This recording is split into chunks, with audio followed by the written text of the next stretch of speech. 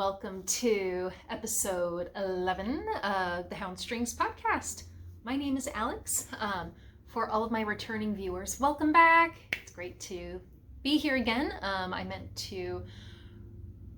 didn't just mean to, but I recorded in May. I meant to get it published and edited and published, but that never happened, and June rolled around and I'm like, oh yeah.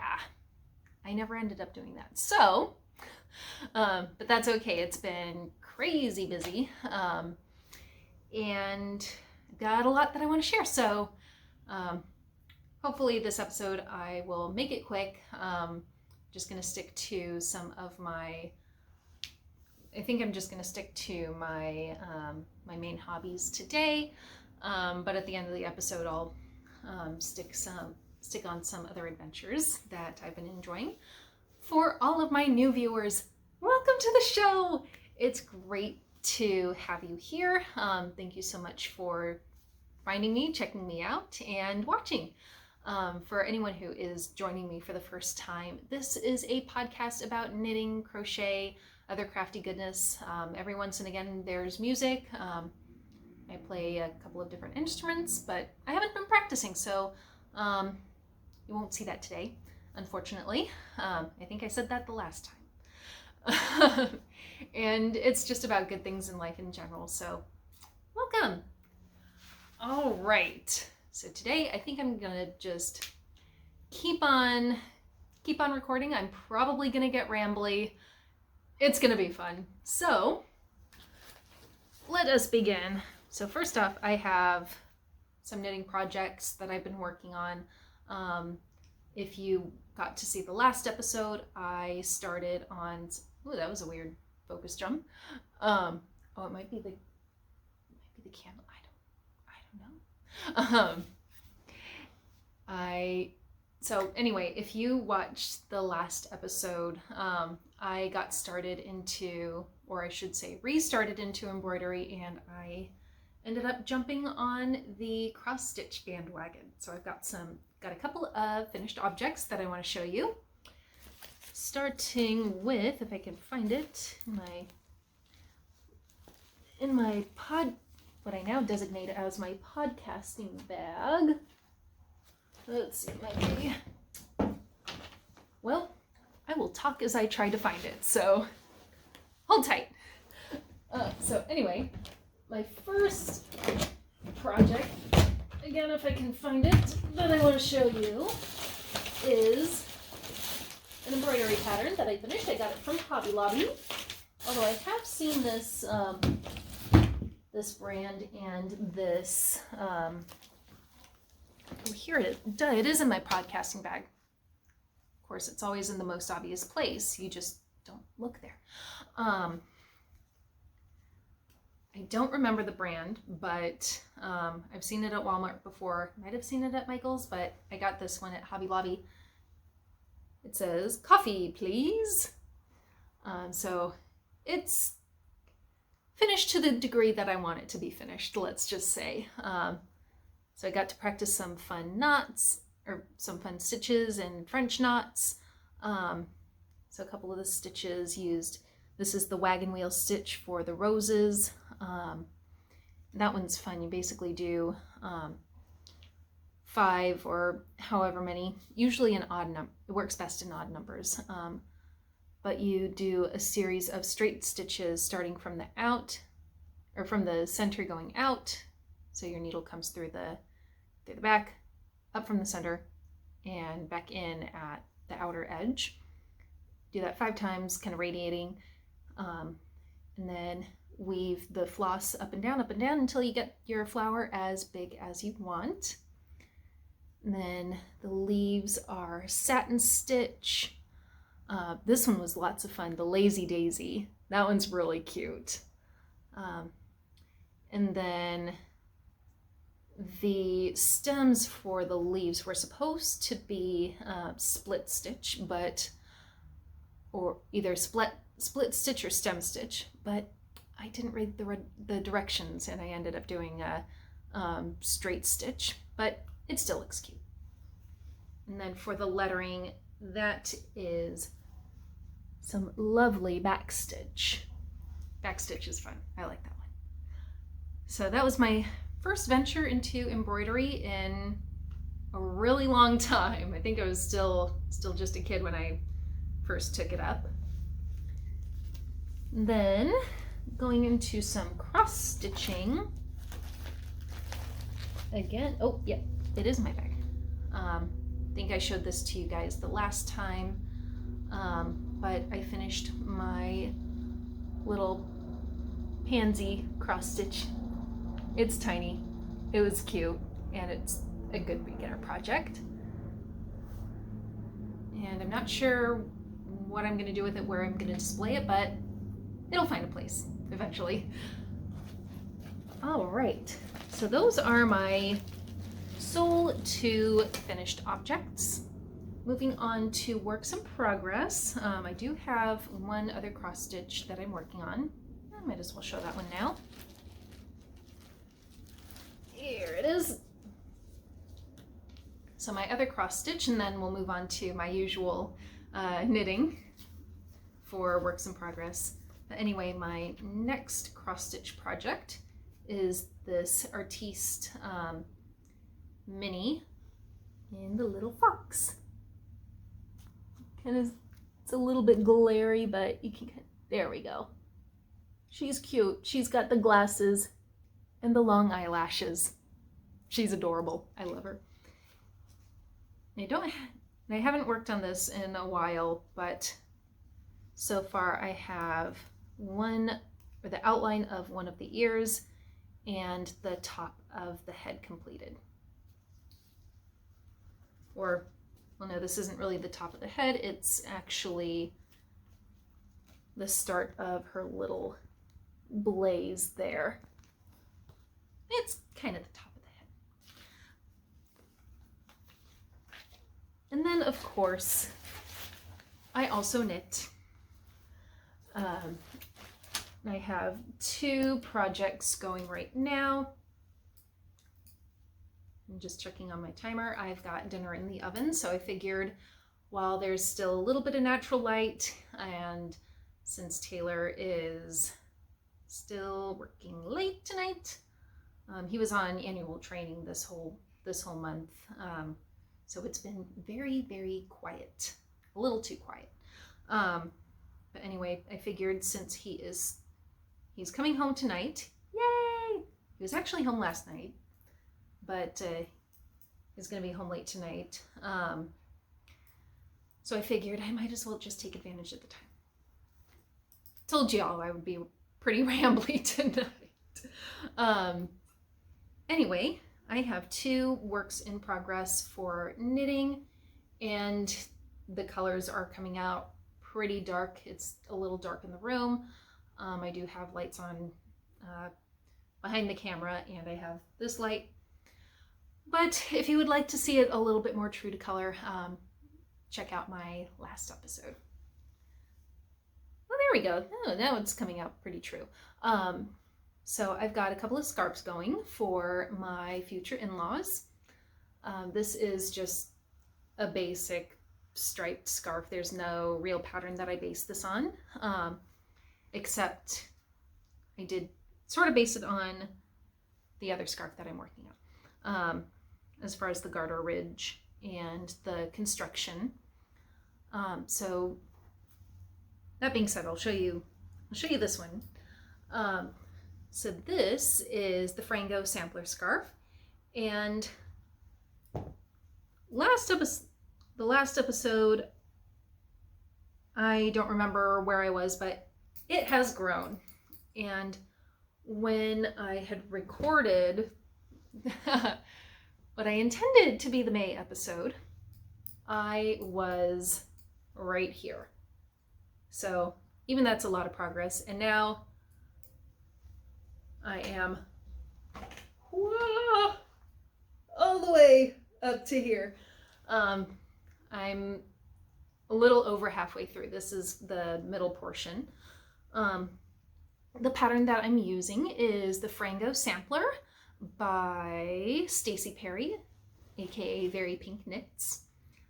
And excuse me. I believe it is a free pattern on Ravelry, and it's a lot of fun. I've really enjoyed it.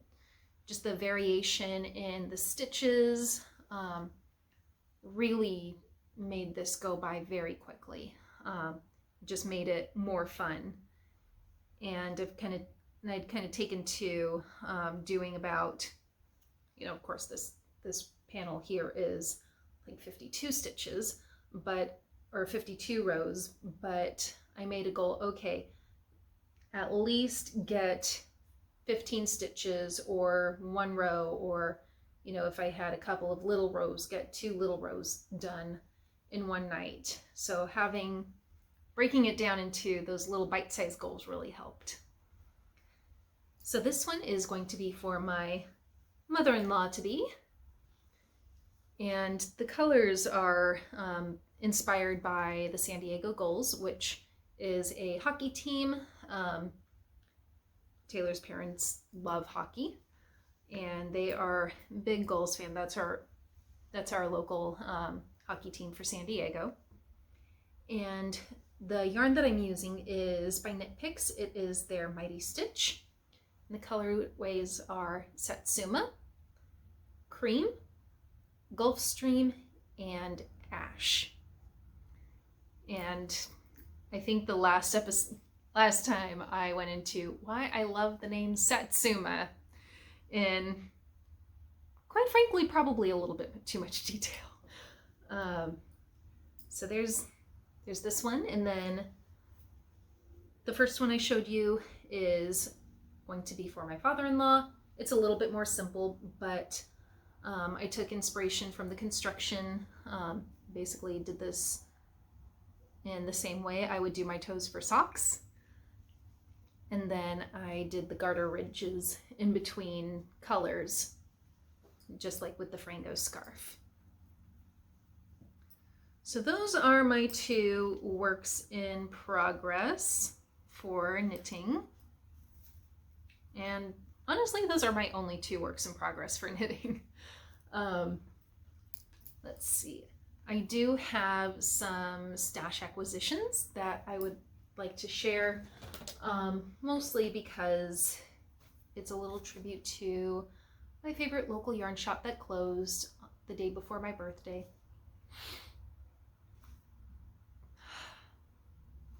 So of course I had to go in on one of their last days open and kind of help send them off with a bang. So a couple of things.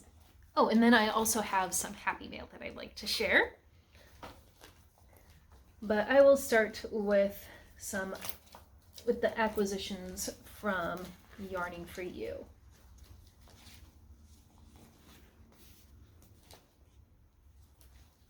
There we go.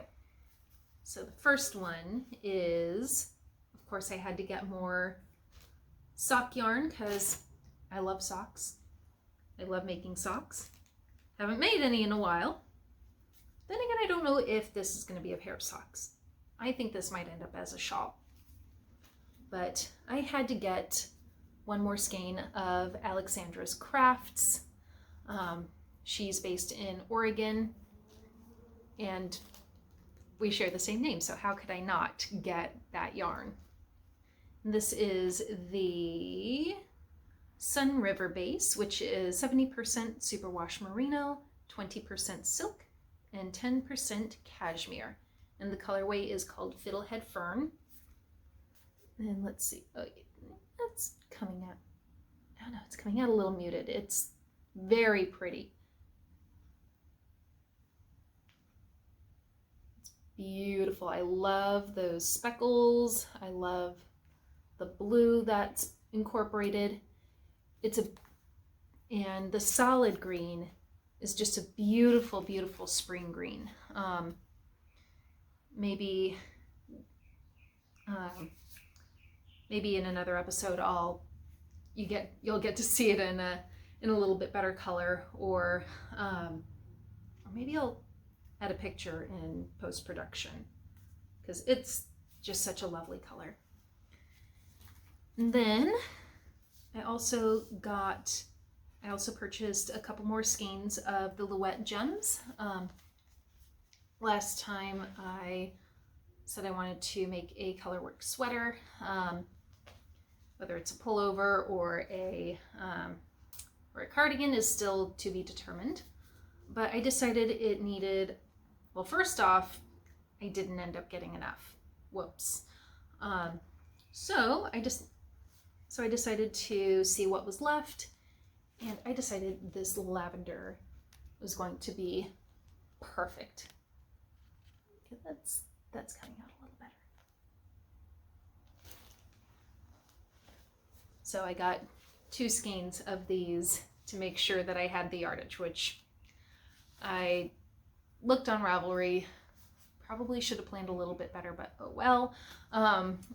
But I saved a bunch of patterns to my favorites, and I decided that, or I determined the yardage, like an average yardage. Oh my gosh, I am getting really rambly. Thanks for bearing with me. I don't intend to edit anything else out. But yeah, I recalculated the yardage, decided that I needed about 300 more yards, so I got to, just to be on the safe side. And then, let's see. Oh, here it is. I forgot I already took it out. And then, oh my gosh, I fell in love with this kit. So first, before I show it off, kind of recreate my experience. So I was looking around at the displays that were arranged with the stock left, and I saw this project bag with the packaging for the yarn sticking out, and I decided, ooh, that is beautiful. I like that just for the project bag. But then I was like, now what about the project inside? So I ever so gently pulled it out. Now the pattern was in with the yarn itself. The yarn is pretty. I saw it is by Lorna's Laces, which I've heard nothing but great things about that brand. Pardon the crinkling. And at first I saw the neutrals, and I thought, it's a little plain for me. This the series is called String Quintet, and this color scheme is called Clarinet. But then I thought, you know, with some colored beads, it could have a lot of potential, and I could wear it with more brightly colored tops and shirts. And then I caught a glimpse of the pattern, or what the finished object intending to go with this kit would be. And that was the clincher. So this pattern is called Isn't It Romantic? And it's by Sunset Cat Designs, and it's a collaboration with Lorna's Laces. And I love their catchphrase. I just saw their catchphrase, which is, "We make pretty string." And so here is the full photograph of that's on the pattern. So how pretty is that? Oh my gosh.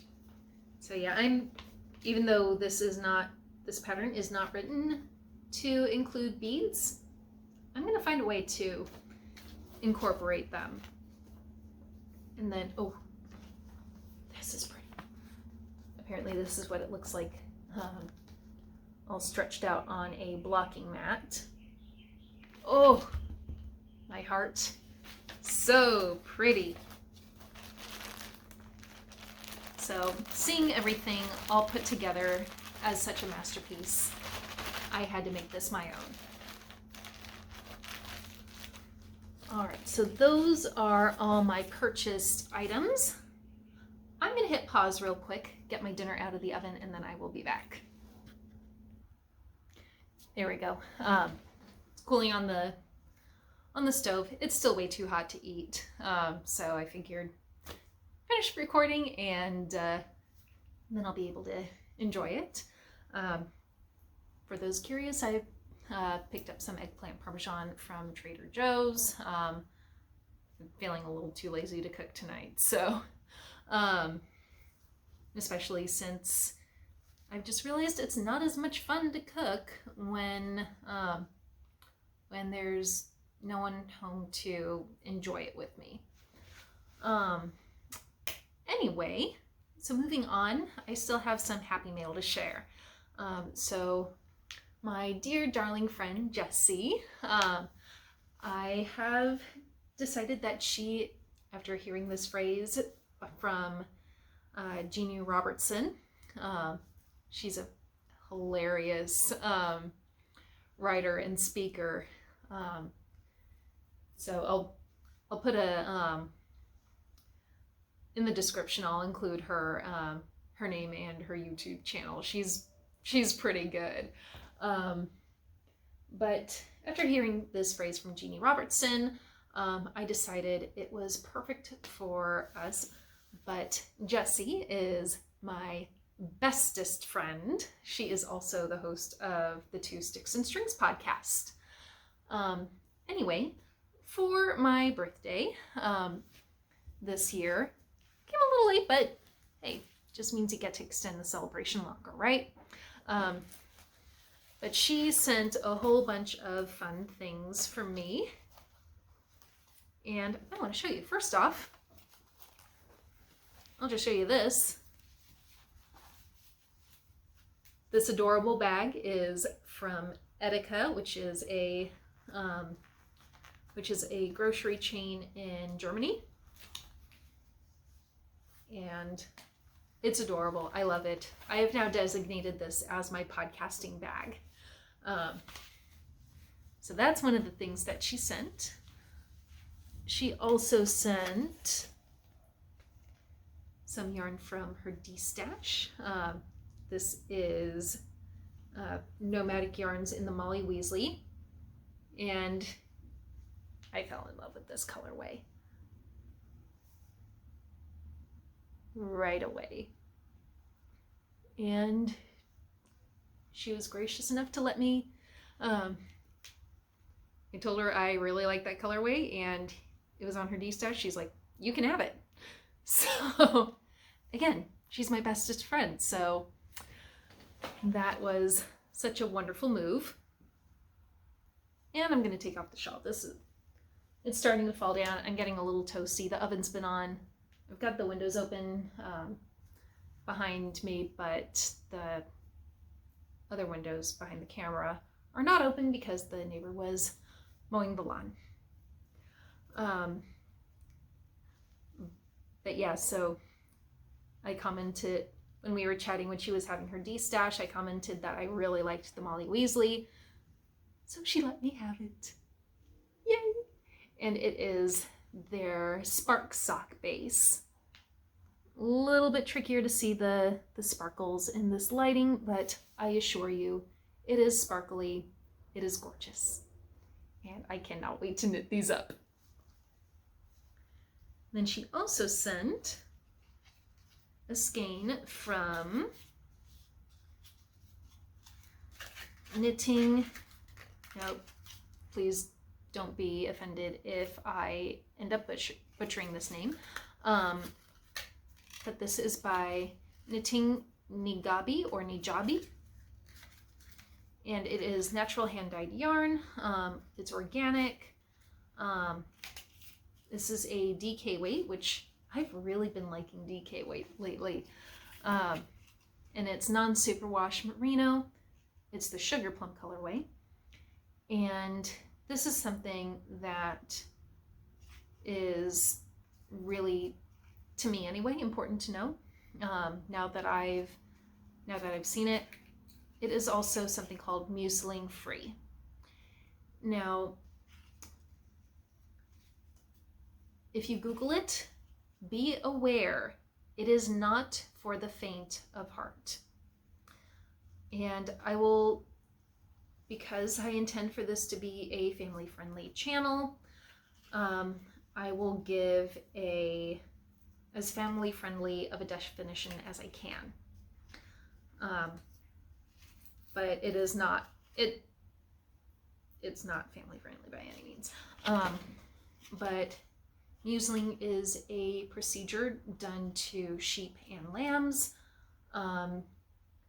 It's said to remove hair from the backside, but it's more than just hair. I'll put it like that. Now, there is a lot of controversy behind it. I personally feel that now that I know what it is, I don't want that to be part of my knitting. I don't want to be part of that and as part of the consumer chain. Now, some farmers will say, oh, you know, it's an important process because it helps keep fecal material from building up around the backside of the animal. But I'm sure that I'm sure that there are better, more humane ways of maintaining hygiene for the animals. So, but now that I know what it is, I'm gonna once I'm at a point where I can start buying yarn, I think I'm gonna look for that in my suppliers. So good to know. Anyway, going back to the beauty of the yarn itself, it is gorgeous. It's a dark lavender. I'm just gonna call it that. I don't know how else to describe it. It's beautiful, and it's actually dyed with natural dyes too. It says naturally dyed with logwood. Not quite sure what logwood is, but I'll have to take a look, see what kind of colors it makes besides this lovely purple. Then also in Happy Mail, she spoiled me rotten, you guys. She really spoiled me. I also got a pair of sock blockers. I believe these are one of the sock blockers from Alex Workshop Designs. I've always liked these. So I'm very glad that she gave those to me. And then how cute is this? Of course, this is a Jessie creation, but an adorable slouchy beanie.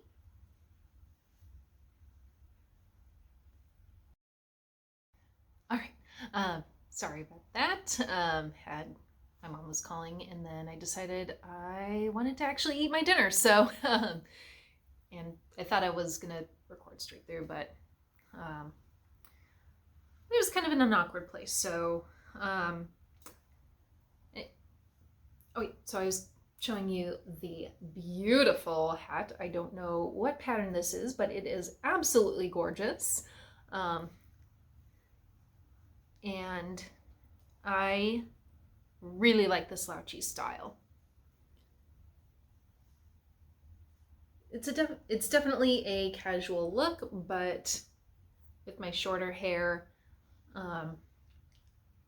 and some nice makeup and some earrings that stand out a little bit, I think this could be a part of a very cute ensemble. And it's just cozy. I mean, on chilly day, perfect. Just gonna turn around a little bit so y'all can see. I love it. It's a little too toasty. I would normally just keep this on for the rest of the time, but it's actually a little too toasty in here. The house is still not quite cooled down for after the oven being on. I do have windows open in the kitchen.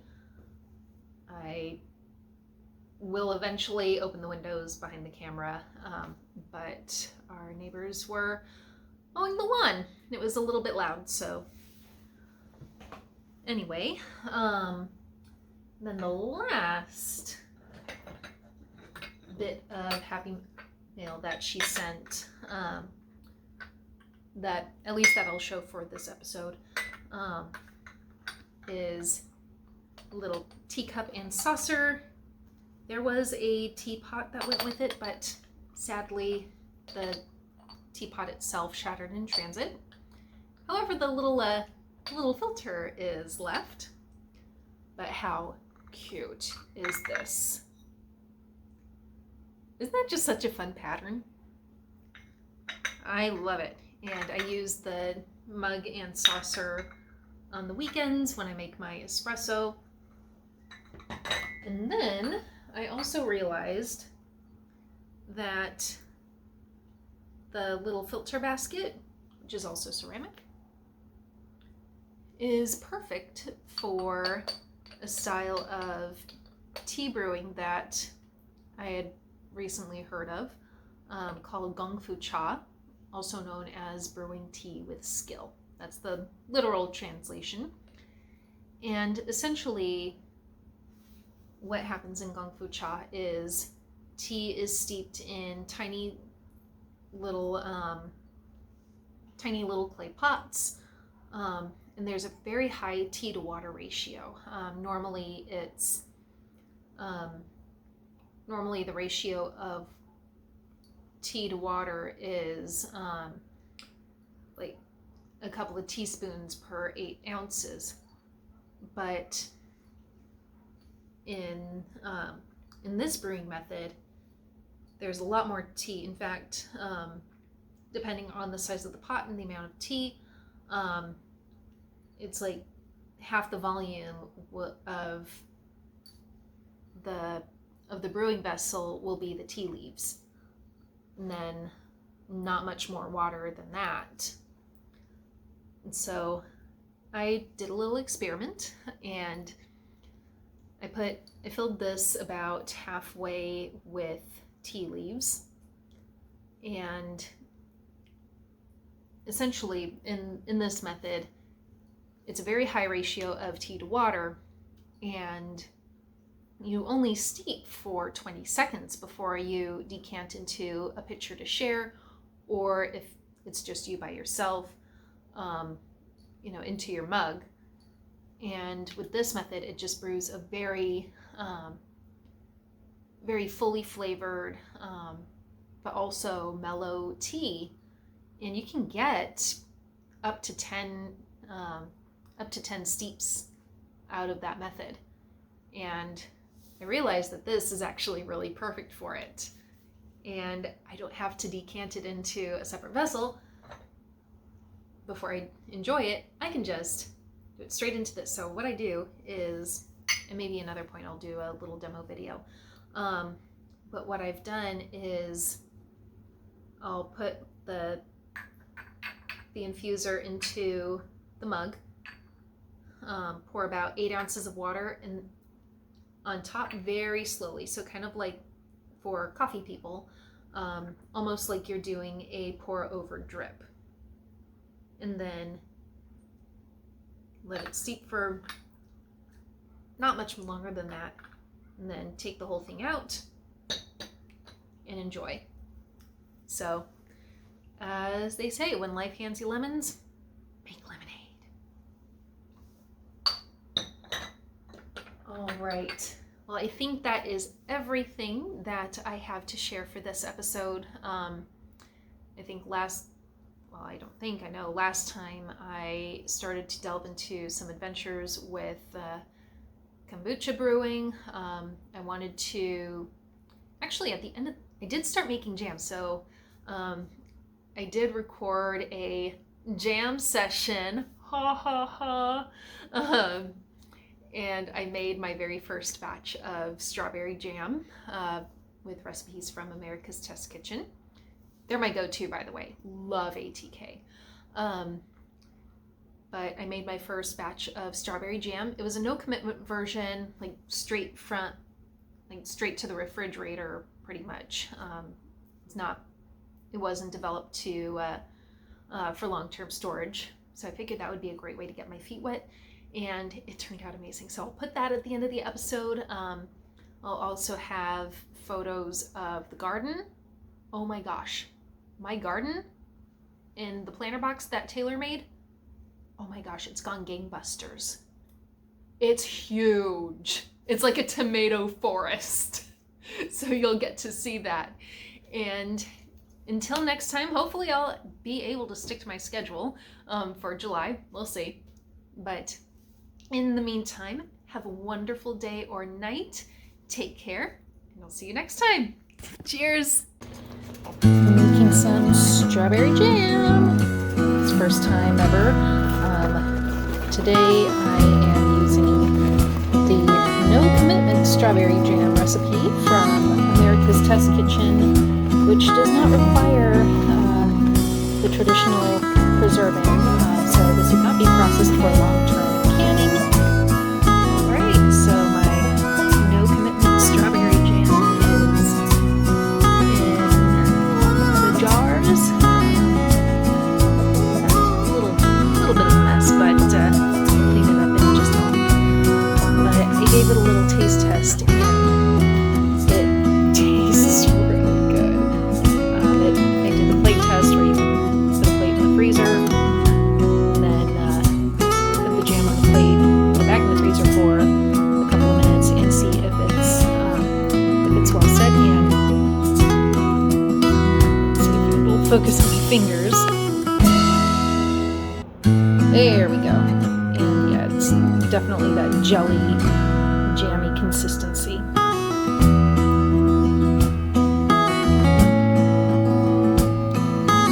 And it tastes delicious too. So we'll see how it goes from there.